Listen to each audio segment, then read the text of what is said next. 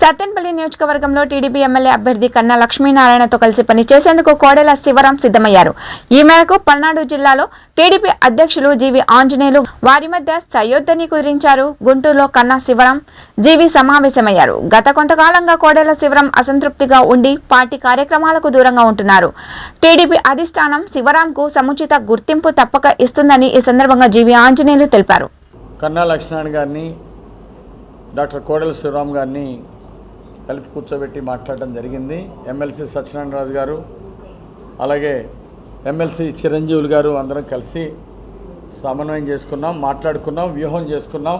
రానున్న ఎన్నికల్లో ఏ విధంగా పనిచేయాలి, జిల్లాలో అన్ని సీట్లు ఏ విధంగా గెలవాలో కూడా ఈరోజు జోనల్ ఇన్ఛార్జి మన ఎమ్మెల్సీ చిరంజీవులు గారు ఉన్నారు కాబట్టి వారితో కూడా సమీక్ష చేయడం జరిగింది. అలాగే ఇప్పటి నుండి పార్టీ కార్యక్రమాల్లో డాక్టర్ కోడెల శివరాము కన్నా గారితో కలిసి వర్క్ చేస్తారు.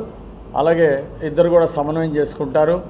పార్టీ గెలిపే ధ్యేయంగా అందరూ కూడా పనిచేస్తారని చెప్పేసి నేను ఆశాభావం వ్యక్తం చేస్తున్నాను. ఈరోజు సమన్వయం చేయడం జరిగింది.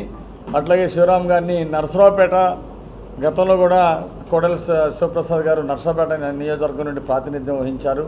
అలాగే సత్తెనపల్లి నుండి కూడా చేశారు. కాబట్టి ఈ రెండు నియోజకవర్గాల్లో కూడా ప్రత్యేకించి శివరాం గారి కోడెల అభిమానుల్ని సమన్వయం చేసుకొని పార్టీ గెలిపే ధ్యేయంగా పనిచేయాలని చెప్పేసి ఆయనకి జిల్లా పార్టీ నుండి బాధ్యత అప్పచెప్పాము.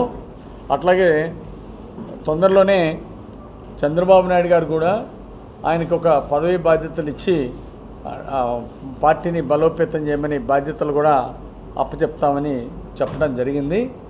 దాన్ని కూడా తొందరలోనే పదవి బాధ్యతలు కూడా తొందరలోనే ప్రకటిస్తారు చంద్రబాబు నాయుడు గారు. అంటే ఆయన కూడా అన్ని విధాలా సహకరిస్తానని చెప్పారు. కోడెల శివరాం గారు కూడా పార్టీ గెలిపే ధ్యేయంగా పనిచేస్తామని చెప్పేసి స్పష్టమైనటువంటి హామీ ఇవ్వడం జరిగింది.